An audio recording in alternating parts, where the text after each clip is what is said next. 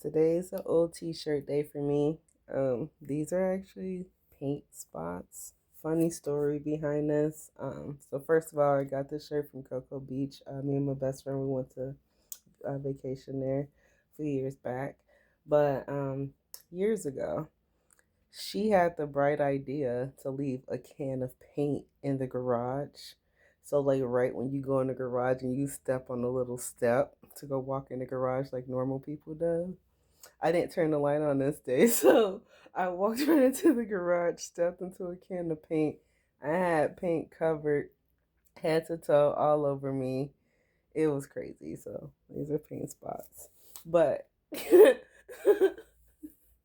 um I was just thinking so randomly. Like if you really think about it, we are the new ancestors.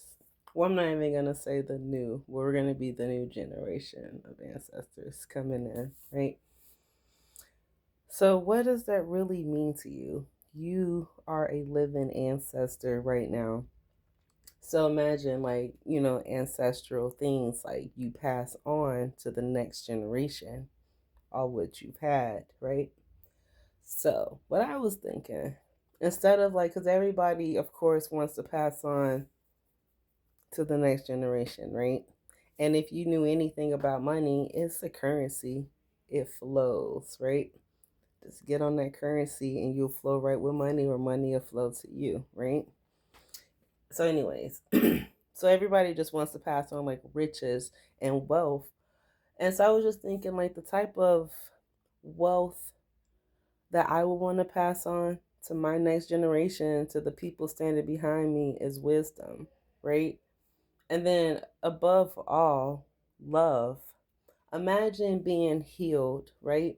Imagine you facing all of your demons, you taking accountability, you stepping into your shadow, evaluating your light, and then you stepping into your light and then evaluating your shadow, right?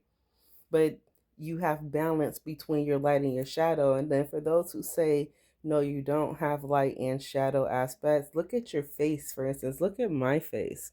You see lights and shadows? That's what we're composed of. Just lights and shadows. That's what we are in this body, right?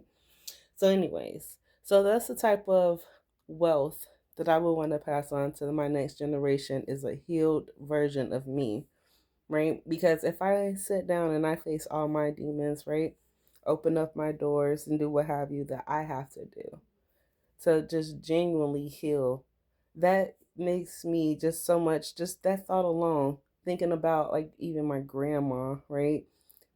Her mom, my great uncles, the stuff that they carried, the fact that I can sit and heal with it, something that they couldn't do. Not saying that I'm better, but I'm in the right time, in the right place to actually do so. And every part of my healing aspect, I look at it as me healing my generation too, but my past generation. Because healing the past is what's going to form the future. It's going to wave my present, but it's forming the future for people that's coming behind me, right? So when you're thinking about what do you want to pass on, think about love, right? Love. Love is the only thing, and the only thing. Like when I was talking about Babylon, when I told you like the languages got changed, when I was talking about the throat, and then I said a part in that video like each region of the body, like your lymphatic system, your nervous system, they all have a different language. It can talk to itself, but it's saying like if the nerve's trying to talk to something else, it's gonna be like, huh? You need the brain to translate that for you, right? So think about it, excuse me, in the sense like you're healing, and then it took love. Love was the negotiator, right?